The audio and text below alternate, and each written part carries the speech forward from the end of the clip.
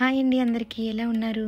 ఎక్కడికొచ్చేసాను అనుకున్నారా? సమయమంతుల వారి సుహాసిని నోము వేడుకలకి. మా పెద్దమ్మ సుహాసిని నోము చేసుకుంది. ఆ రోజు ఏం జరిగింది, ఎలా జరిగింది ఈ వీడియోలో నేను మీకు వివరంగా చెప్తాను. ఆ రోజు మార్నింగ్ చాలా మంచిగా ఉంది. సో మేము స్లోగా డ్రైవ్ చేసుకుంటూ 8:00కల్లా కళ్యాణ మండపానికి రీచ్ అయిపోయాం. నేను వెళ్ళేటప్పటికి అక్కడికి చాలామంది వచ్చున్నారు ఆల్రెడీ. సో ఫస్ట్ నేను వెళ్ళగానే పసుపు పారాని రాయించేసుకున్నాను.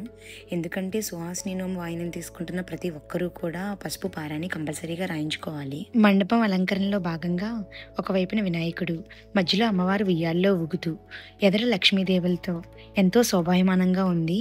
2 కళ్ళు చూడటానికే సరిపోలేదనుకోండి. సుహాసిని నోములో భాగంగా ఎవరైతే వాయినం తీసుకుంటున్నారో వారందరూ తప్పకుండా పట్టు చీరలు కట్టుకుని గోరింటాకు పెట్టుకుని తలస్నానం చేసి రావాలని ముందు రోజే మాకు తెలియజేశారు వాళ్ళు. మొట్టమొదటి వాయినం బాలా త్రిపుర సుందరి అమ్మవారికి ఇవ్వడం జరిగిందండి. ఆ తర్వాత త్రిమాతలకు, అష్టలక్ష్ములకు వరుసగా వాయినాలు ఇచ్చారండి. ఆ తర్వాత నవదుర్గలకు కూడా వాయినం ఇవ్వడం జరిగింది.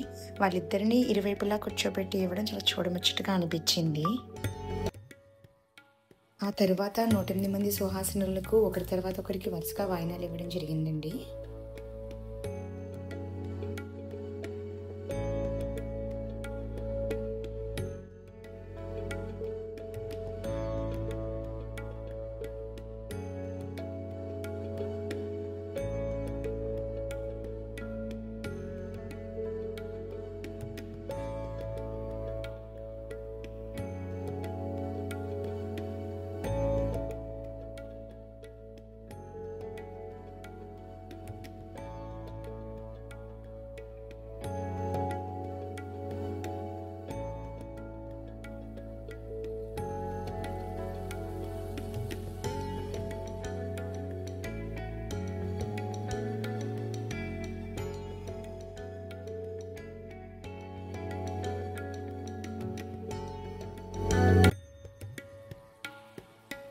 అందరికీ హారతి ఇచ్చి నెయ్యి వడ్డించడంతో సుహాసిని నోము ముగిసింది.